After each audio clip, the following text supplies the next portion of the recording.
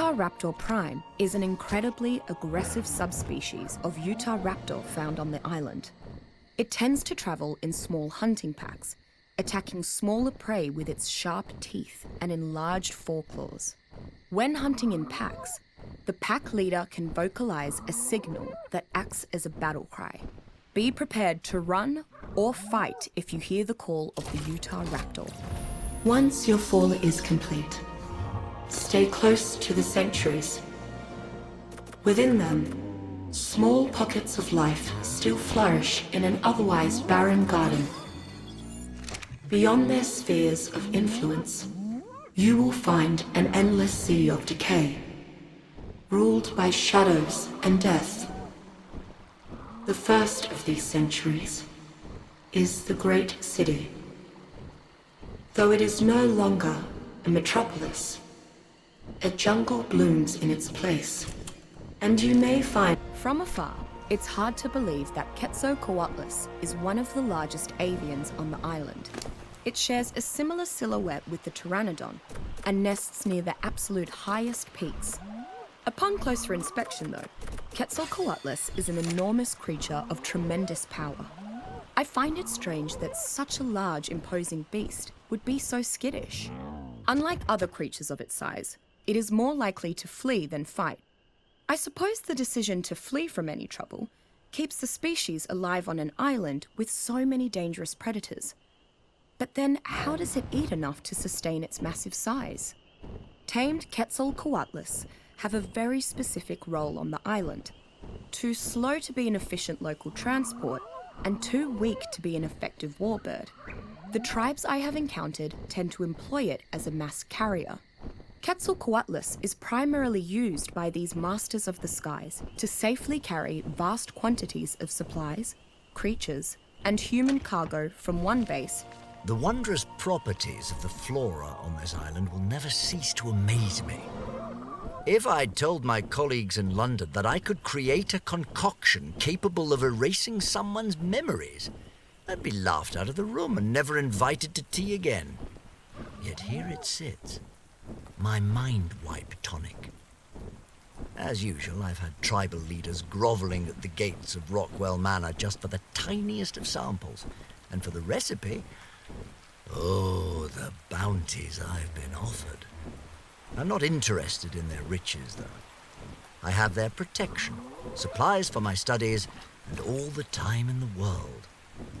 What more could I ask for?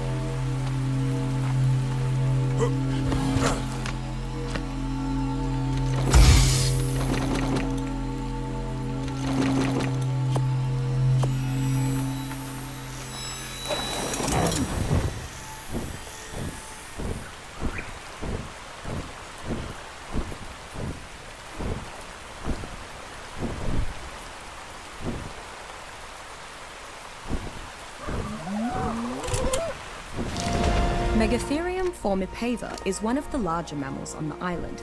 This is most shocking because it is essentially a giant sloth, if you crossbred it with an elephant and a bear. Because of its size and girth, the Megatherium is uncommonly resistant to being knocked unconscious. Despite primarily being a herbivore, a typical Megatherium is very intent on consuming the island's many insects. It is particularly adept at removing their insides without damaging much of the shell, maximizing extraction of chitin. The otherwise slow and peaceful Megatherium becomes faster and aggressive in the presence of these creatures. Megatherium is an incredibly useful creature to tame, so long as you don't intend to fight other tribes. Its enormity, high resistance to torpor, and voracious attitude toward insects and arachnids makes it ideal for farming large quantities of chitin from the bugs of the island, or simply defending against them. Smilodon brutalis is a solitary hunter, generally found in cold, lightly wooded areas. The island's mountains are the perfect habitat, as the mammal's fur keeps it safe from the bitter temperature. While its huge fangs are excellent for delivering death blows, the creature's claws can be just as deadly. Despite normally being a solitary creature, Smilodon brutalis are not opposed to hunting in small packs. In fact, they have to... I never thought this island was normal exactly. I mean, there are giant obelisks floating in the sky, for Pete's sake. Not to mention that cave I found, which hid a platform similar to those found at the base of said obelisks. Well, similar, except for those oddly shaped holes that were carved into its podium. I guess I just didn't care about all that. So long as I had my beautiful, unique, and untainted ecosystem to study, I was happy. But now... no, I shouldn't write it off just yet. Not before I arrive at Rockwell's. There's still a chance that my data is off, or that I missed something obvious.